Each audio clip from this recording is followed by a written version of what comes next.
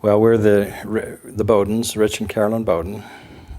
We've been in this area since 1976, and the Hesses moved in just a little bit before us. No, just after Just us. after us. About a year after us.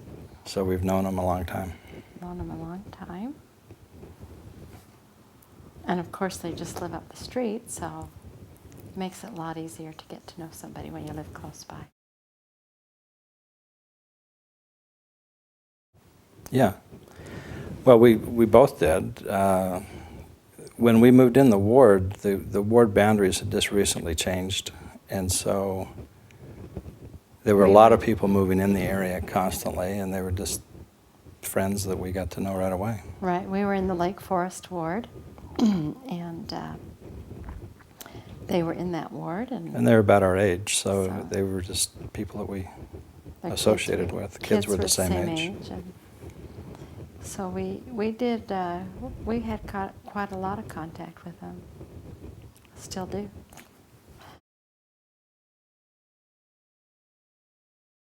When we moved in, Bill Berger was the bishop of the Lake Forest ward.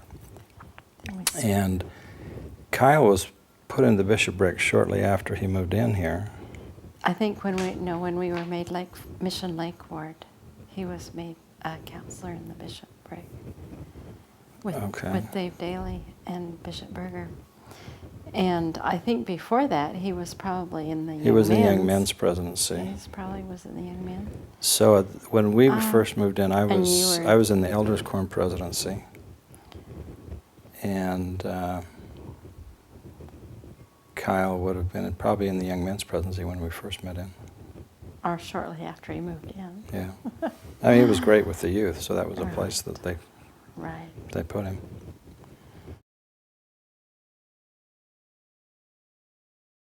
Kyle was the kind of person that everybody enjoyed being around. He was very youth-oriented, and in many ways he was a big kid himself. He just loved to have fun. One of the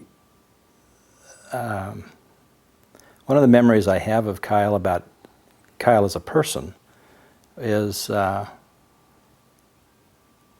he took me, after we had moved into California from Utah, he took me skiing up in the California mountains.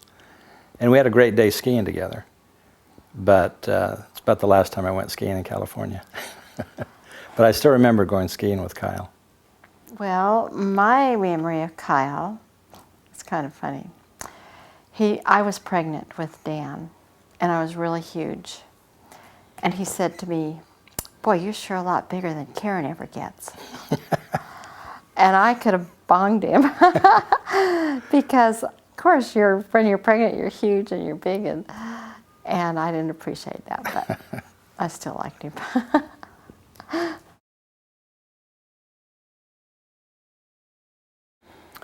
I think people remember Kyle because of the person he was, or the kind of person he was, and also a lot because of the way he died.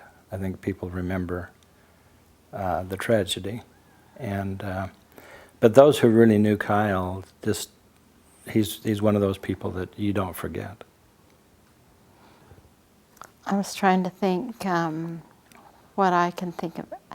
I think people remember him because I think that their family has stayed in the area, and I think that they've kept Kyle alive. Karen has, and the children, that he's very much a part of their life. And because he's part of their life, he's part of still a lot of other people's lives too. Mm-hmm. An interesting comparison for me to make, because my father died when I was very young, and so growing up with a mother who never remarried and having a brother and two sisters, I think my mother and Karen did things in a lot different way, but I think it was similar in the way that both families, the kids have a great understanding and love for their father.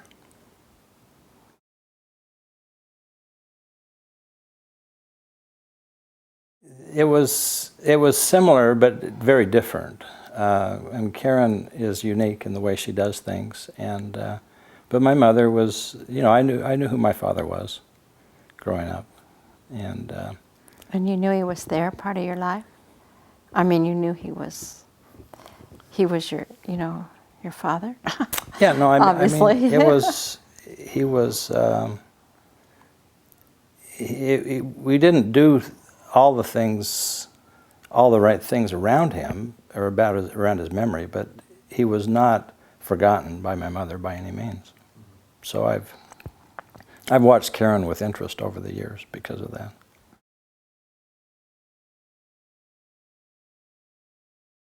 She's done a great job. She's done a fabulous job. Karen has done a wonderful job in raising her family. She has. With the situation that she was thrown into, and I think she had a lot of help from and support from ward members that we would never, I think as ward members, we would never understand the difficulties and heartaches that she had in raising that family. But she's done a wonderful job raising that family.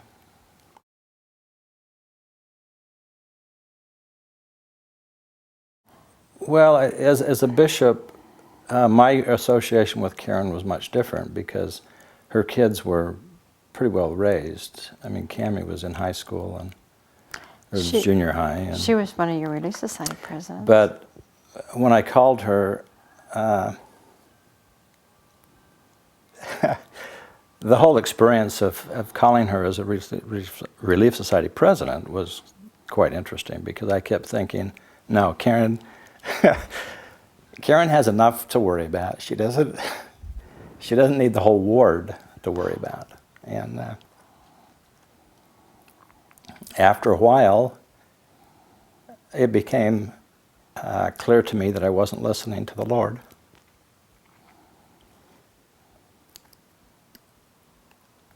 So I sat down with her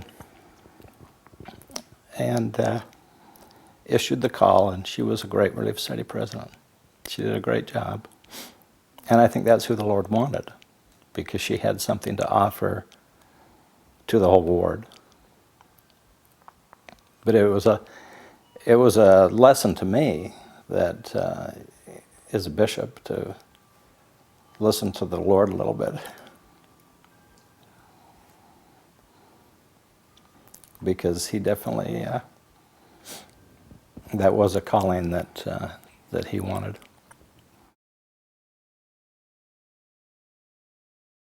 She had the challenges Karen went through were great, and many I know. Just even Kyle always vacuumed the floor for her. He came home and cleaned the house, and she taught piano and took care of the kids. And so I remember her saying, that she wasn't used to doing that. That Kyle always did it. So that was a challenge in itself, and she always said that it was a challenge. After he passed away, he was always she felt like he was the one that was really involved in church, and he was the one that taught the lessons, and he was the one that, Karen has always been very spiritual, but she always felt that he was the real, the one that guided the family and took them, and all of a sudden she was the one that was thrown into that situation, and she had to step up to the plate and teach them the gospel, and not that she didn't before, and I'm sure she did, but I just remember her saying how she felt like he was the one that just took charge, and all of a sudden now she had to take charge, and that was a real difficulty.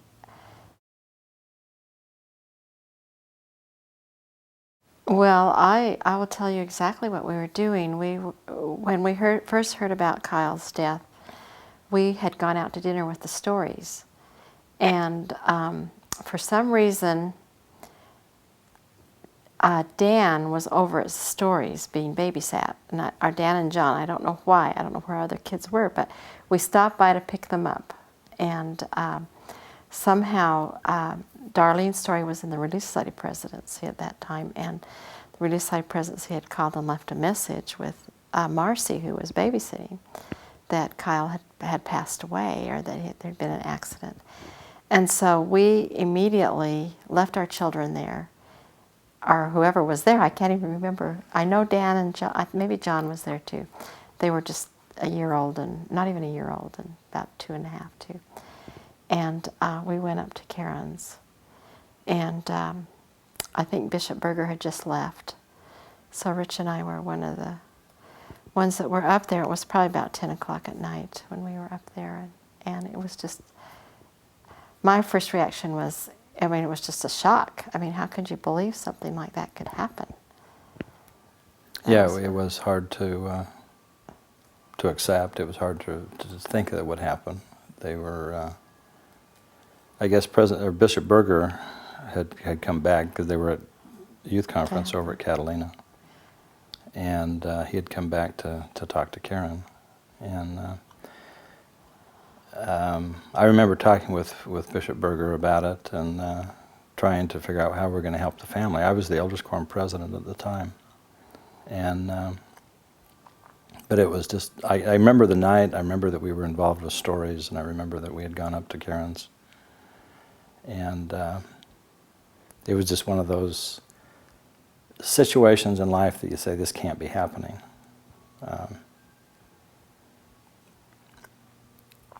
But it did happen, and Yeah. it was throughout the whole stake. It was a shock because of them being at a stake youth conference. The whole stake seemed to be involved in the news and the shock of it all. So a lot of people knew Kyle because of that. He was in the bishopric, and it was just one of those tragic things that happens, and you don't expect it to happen at a youth conference.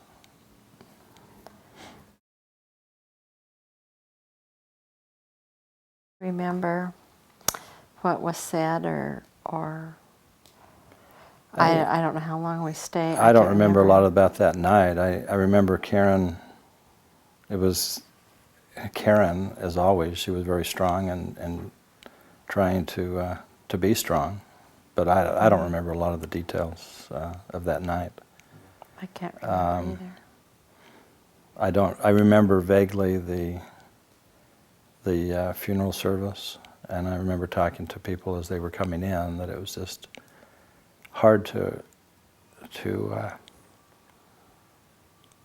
realize that Kyle had passed away. And one of the hard things that I had to go through was that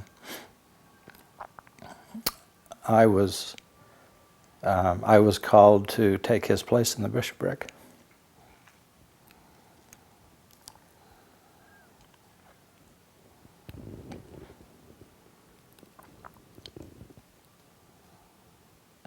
And I often remember feelings that I had. It was kind of overpowering anyway, or to be in the bishopric. It was something I wasn't expecting or wanted, but just to realize that I had taken his place. Right. When it was a pretty hard act to follow. Yeah, it was. And he was so well liked by everyone, and so it was hard. It was hard for Rich, I remember. So.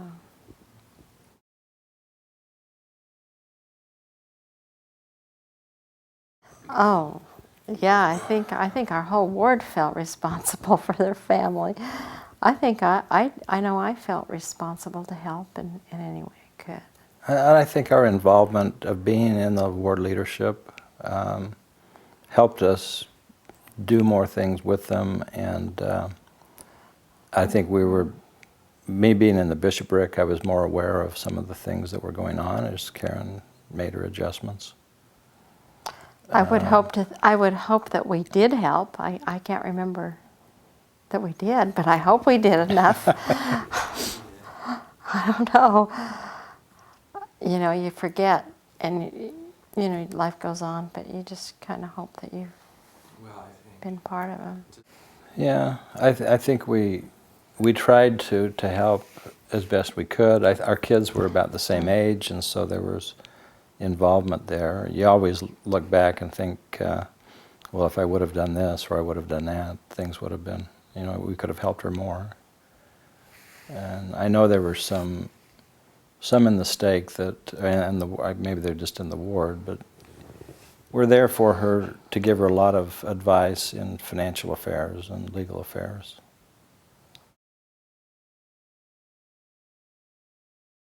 I think anybody that really knew Kyle and knew Karen and her family couldn't help but think back of some very fond memories that would bring some emotions. Now, it's harder for me because I tear up so easily, but so there's some very fond times. And fond times with her kids. As serving as their bishop, I was particularly close to Cammie and Karina and Kent. Probably they were the ones that I got to know the best as their bishop.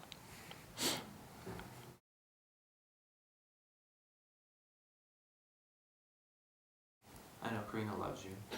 I know Cammie thinks the world of you. Yeah, they're great kids. When we get around the dinner table, there are 3 priesthood leaders that stand out. Mm-hmm.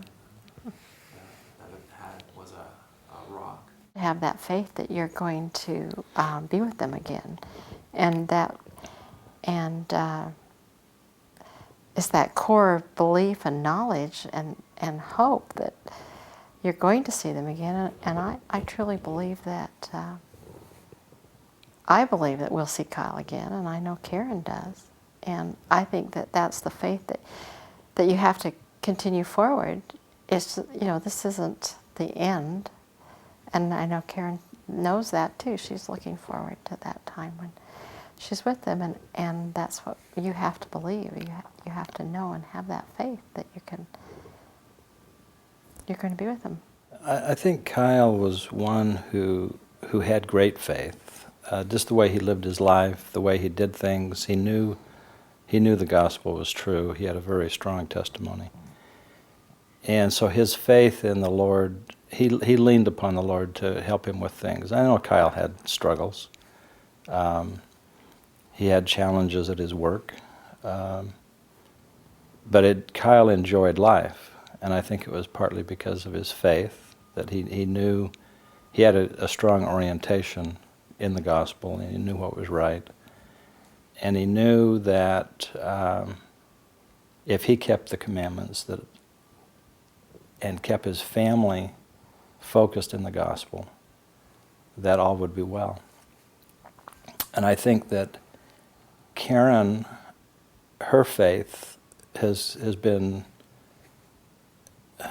shown so many times with the way that she has raised her family, the way that she's handled her challenges in raising the family. You can tell that she has incredible faith in the gospel, and she has a strong hope. We have in the gospel faith and hope, and her hope is so perfect that she will be with Kyle. And through her strong faith and hope in the gospel and an understanding of the gospel, she exemplifies what faith, hope, and charity in the gospel are all about, because she's one that always is doing something for someone else.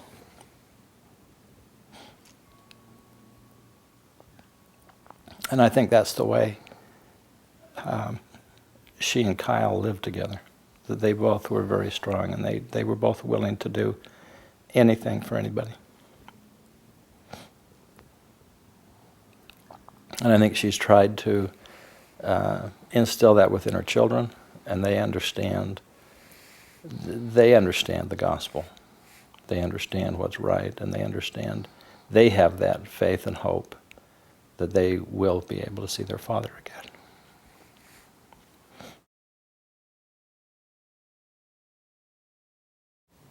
We love Karen. What would we do without her? She's the type of person that if you have a problem, or if you need, if anything happens to Rich, I'm going to Karen. No, she's a rock. Love her. I think as you go through life, there are individuals that you associate with that you always have a few that stand out as unique and as the special people in your life. And there's the cuckoo.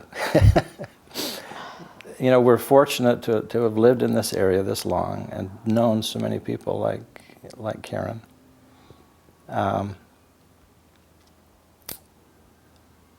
I think that it's her children are such a tribute to her, but her whole family is one that is always will be special in my heart.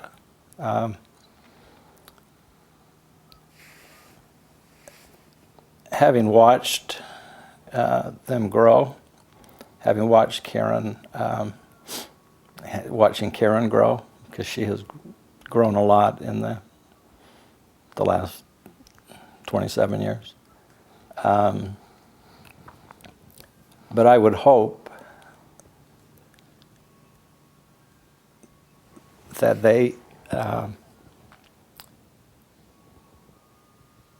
do I put it? They would know that we did things for them, as little as we did, because of the gospel and because of our love for them.